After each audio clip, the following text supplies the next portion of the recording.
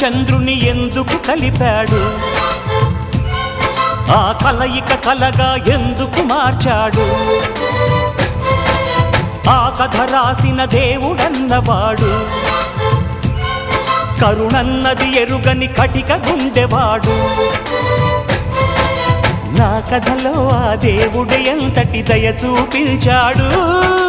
అడగక ముందే ఇంతటి పెన్నిధి నాకందించాడు కళ్ళలే తరగని చంద్రుడి నేస్తం చేశాడు ఎప్పుడు వాడని